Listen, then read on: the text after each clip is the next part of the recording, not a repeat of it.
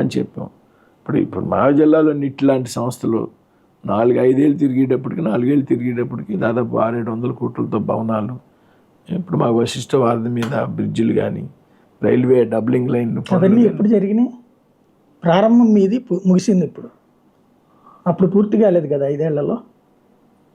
ఇప్పుడు ఈ గవర్నమెంట్ వచ్చాక స్టేట్ ఇప్పుడు కోటిపల్లి నర్సాపురం రైల్వే లైన్ ఉందండి, 1400 కోట్లు కేంద్ర ప్రభుత్వం. ఈ గవర్నమెంట్ ఒక 50 కోట్లు కూడా రిలీజ్ చేయలేదు ల్యాండ్ ఎక్విజిషన్ సంబంధించి. ప్రతిదీ కూడా ఇవాళ జలజీవన్ మిషన్ ఉందండి.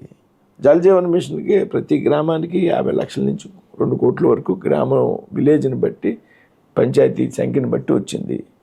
దానికి కావాల్సినటువంటి రాష్ట్ర గవర్నమెంట్ షేర్ ఇవ్వలేకపోతాను. ఏ పథకానికైనా కానీ కనీసం ఇవాళ రాష్ట్ర గవర్నమెంట్ షేర్ ఇచ్చే పరిస్థితి ఉంటే కేంద్రం నుంచి వచ్చేటువంటి నిధులు ఉపయోగపడేటువంటి అవకాశం ఉంటుంది.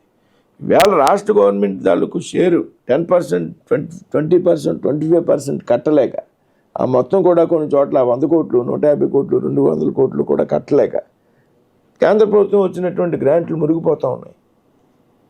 అది కూడా లేదు అట్లీస్ట్ ఈ ప్రభుత్వంలో. వాలంటీర్ వ్యవస్థ మీరు వస్తే ఉంటుందా ఉండదా? ఉంటుంది, వాలంటీర్ వ్యవస్థ ఉంటుంది అని మేము కూడా, బీజేపీ కూడా అదే చెప్తున్నాం. వాలంటీర్ వ్యవస్థ కంటిన్యూ అవుతుంది. చంద్రబాబు నాయుడు గారు కూడా చెప్తున్నారు వాళ్ళకి 5,000 నుంచి 10,000 శాలరీ కూడా పెంచుతాము, బట్ మీ డ్యూటీ మీరు చేయండి అని చెప్తున్నారు. వాలంటీర్ వ్యవస్థకు బీజేపీ మొదటి నుంచి కూడా వ్యతిరేకం కాదండి. మా రాష్ట్ర అధ్యక్షురాలు కూడా చాలా సందర్భాల్లో చెప్పారు వాలంటీర్ వ్యవస్థకు మేము మద్దతునిస్తాం. ఈవేళ రాష్ట్ర బడ్జెట్ పరంగా అంటే చంద్రబాబు గారి టైంలో ఉన్నటువంటి బడ్జెట్ ఆ తర్వాత పెరిగింది, ఇంకా పెరగగలుగుతుంది ఈ సంక్షేమ పథకాలన్నీ ఇస్తే అని నమ్ముతున్నారు. అంటే సంక్షేమ పథకాలు ఇవ్వడం వేరండి, బడ్జెట్ పెరగడం